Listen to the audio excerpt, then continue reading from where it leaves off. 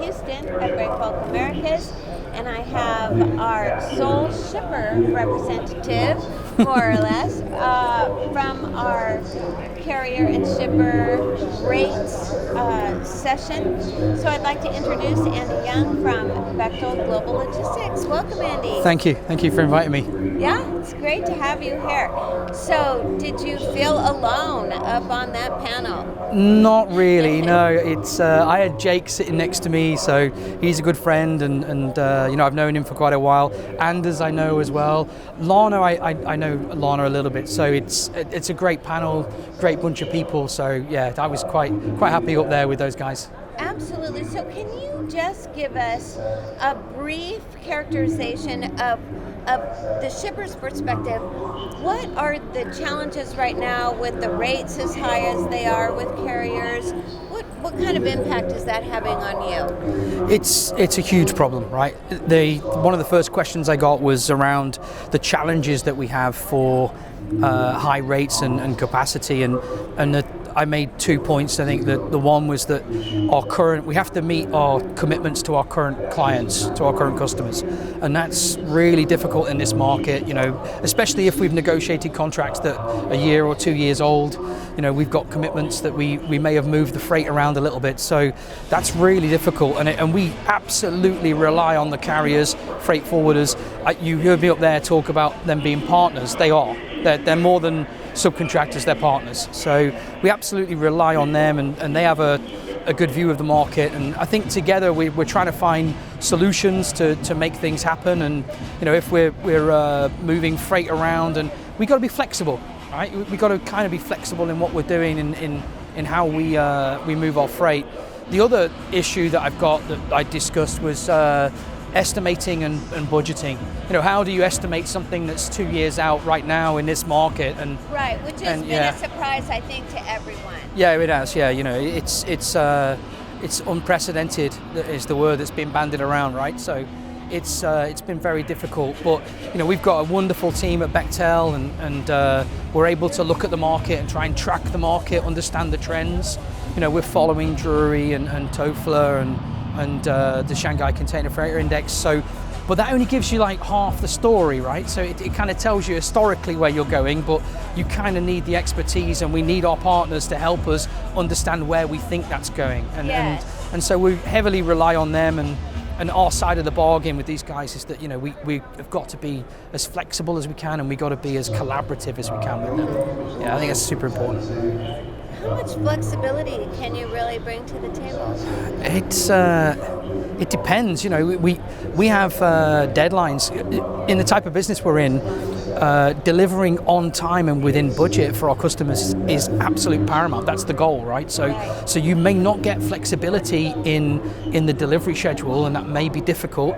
And you may not have any flexibility in the price, right? Because you've already committed to our clients to do that. But I mentioned earlier that we have a good relationship with our customers, and we're open with them, right? And we're honest with these guys, and we try and reach a solution that involves them all the way down the supply chain through freight forwarders, EPC freight forwarders to carriers, and that includes clients. So we got to try and find solutions with our partners, and if we can do that, it's great.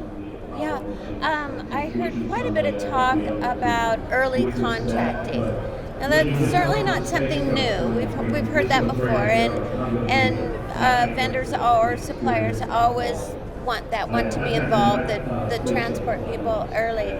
Are you seeing that actually happen now? We haven't done that yet, okay. But it's something that we're actively exploring, right? And we understand, and I think it was a question right at the very end that from the audience about how we do that, and I tried to explain that it's not necessarily one size fits all. It really depends on the mode and the cargo that we have. right? So moving or contracting long term for modules or heavy lifts or break bulks where we can set contract of affreightment, our analysis of the market and what we see right now in the market and is leading us to believe that longer term contracts are probably going to be better.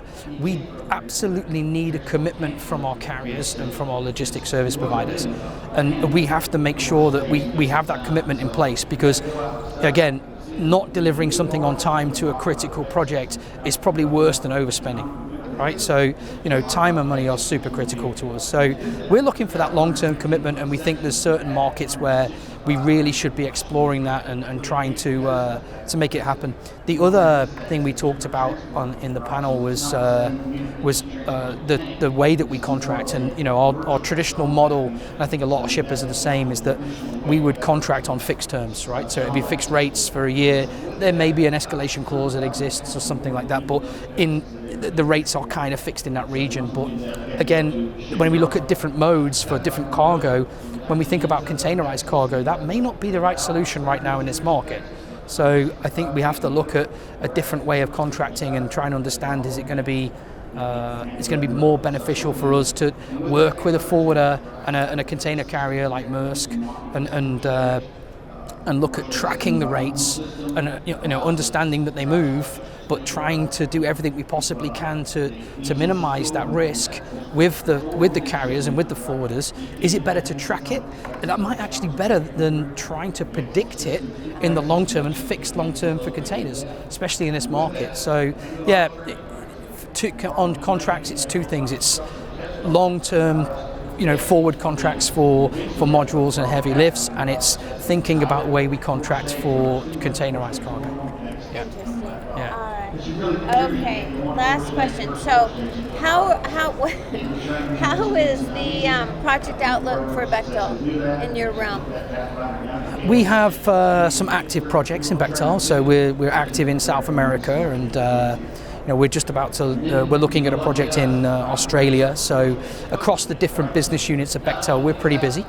But what I have noticed is there's a definite upturn in feasibility studies. There's a definite upturn in pre-feed work, in feed work. So it's promising, it's optimistic that the market is going to come back and it's going to return. So we're not as busy as we have been previously in moving volumes of freight, but we're super busy in understanding feasibility and trying to get a handle on how can we price projects and be competitive for our customers so that they can get those projects across the line. And coming back to the topic of the panel, that's difficult in a market where freight rates are all over the place and capacity's disappearing, right? So yeah, but it's busy. I think it's going to get a lot more busy. Okay, well, I like awesome. that. We'll end on that big up note. All right. Thank you very much. Thank you for participating in the session and coming and talking to us here. Thank you. Thanks a lot.